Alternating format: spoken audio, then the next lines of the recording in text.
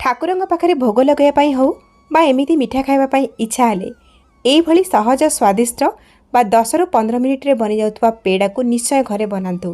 ए पेड़ा को बनिया पई ना तो आपण मानकु खीर को बहुत समय फुटे फुटे गाढ़ा करिवार टेंशन रहइबो ना तो आपनको दरकार पड़िबो मिल्क पाउडर चीनी घीर घरे थिबा 2 रु 3 टी सामग्री रे आज मिठा को प्रस्तुत करबा आ मिठा को आपण माने गोटे सप्ताह पर्यंत स्टोर करि पारिबे।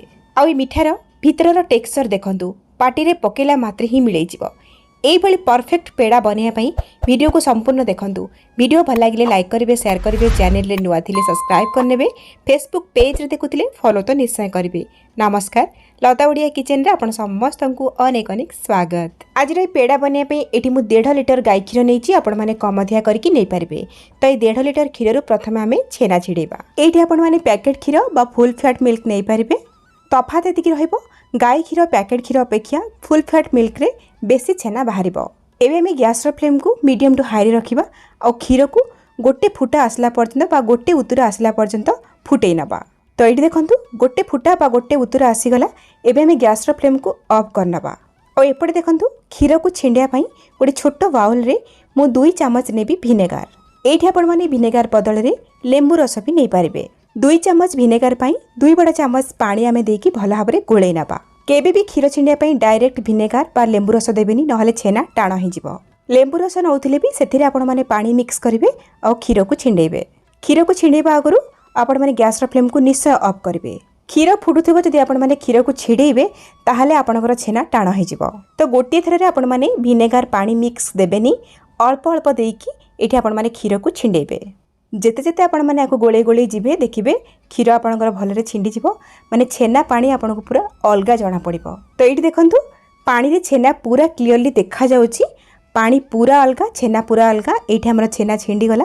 एबे हमें सांगे सांगे गोटे जाली को छाणी नबा। एठी मु नेची गोटे जाली ता ऊपर गोटे सफा कॉटन कपड़ा रखीची और ता ऊपर हमें छेना को छाणीबा।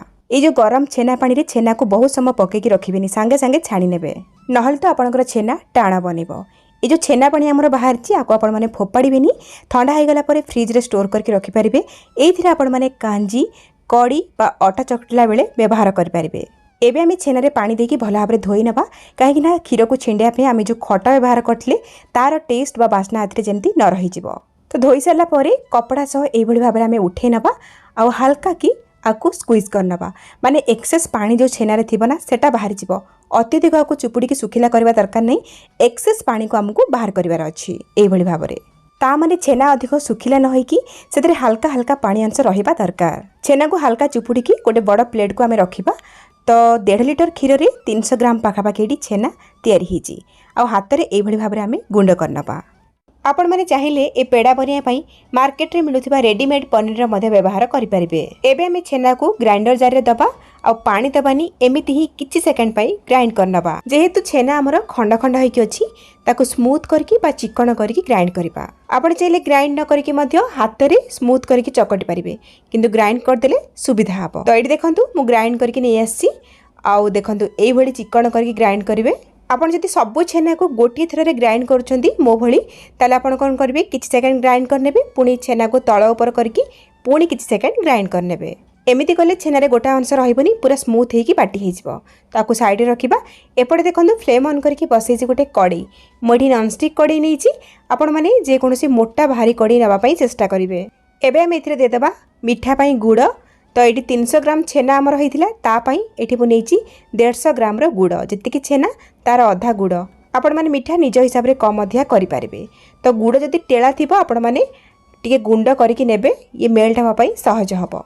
जहाँ भी गुड़ रे हल्का हल्का गोटा अंश अछि ताको मेल्ट करिया पे हमें गोटे रु 2 चम्मच पानी देबा। बेसी पानी देबेनी आ मीडियम फ्लेम करिकी गुड़ को गोळेई की भल भाबरे मेल्ट करनबा। मु एठी गुड़ नेछि आपण माने गुड़ बदल रे चीनी मध्य नै पारिबे। ध्यान रखंतु गुड़ को एठी हमकु पाग करिवार नै केवल गुड़ मेल्ट हवा दरकार। गुड़ भलरे मिसी गला परे जदि गुड़ रे किछि मयला अंश थिबो आपण माने जाली सहाय्य रे छाणी पारिबे। तो एठी देखंतु गुड़ पूरा मेल्ट हे गला। एई स्टेज रे आमे जो छेना को ग्राइंडिंग करके रखिथिले ताको आमे ऐड करिबा।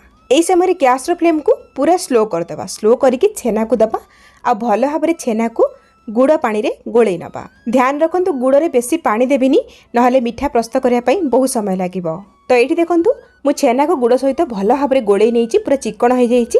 एबे कोन करिबा पेड़ार स्वाद को बढ़ाई आ पेड़ारे भल गोटे बाइंडिंग आने आमे नबा ये काजू 2 बड़ चामच। ये रेसिपी रे काजू ऑप्शनल अच्छी, बिना काजू भी आपण मैंने बनई पारे। जदि घरे काजू अच्छी ताले निश्चय पकेबे। एबे आमे काजू को ग्राइंडर जारे दबा और सुखिला पाउडर करके नहीं आसीबा। ध्यान रखिबे काजूर गोटा अंश जमती रही न जिवो सेति प्रति ध्यान देबे। काजू को अधिका समय टे ग्राइंड करदेले से टिके तेल बाहला भाया लगे किंतु चिकन हवा दरकार। तो यही जो पाउडर को आमे नहीं कि आमर छेना गुड़ मिक्सर रे ऐड करबा आ भल भाव में आपको गोलई नबा। तो ध्यान रखु यही समय गैस फ्लेम आमर स्लो अच्छे। काजू बदल में आपण मैंने 2 ରୁ 3 बड़ चामच मिल्क पाउडर बा अमूल दे पारिबे। नहल तो बिना काजू अमूल रे मध्य ए मिठा को आपण मैंने बनै पारिबे केवल छेना आउ गुड़े। पेड़ा को आहरी स्वादिष्ट करने आप चाहिए फ्रेश नड़िया को छोट छोट कर काटिकी ग्राइंड करने घीरे टी भाजिकी ए 2-3 चामच पकई पारे बा सुखिला नड़िया पाउडर बा डेसिकेटेड कोकोनट आप 2-3 चामच ऐड करें। जितेबाला आमर काजू गुंड छेना गुड़ सहित भल भाव में मिक्स हो गैस फ्लेम को लो टू मीडियम करदे आपको कंटिन्यूअसली गोले गोले गाढ़ा करवा। बिल्कुल भी छाड़ी के जीवेनी नहले पोड़ीबार चांस अच्छी। आ देखिपे आग अपेक्षा ये केते गाढ़ा ही आसला।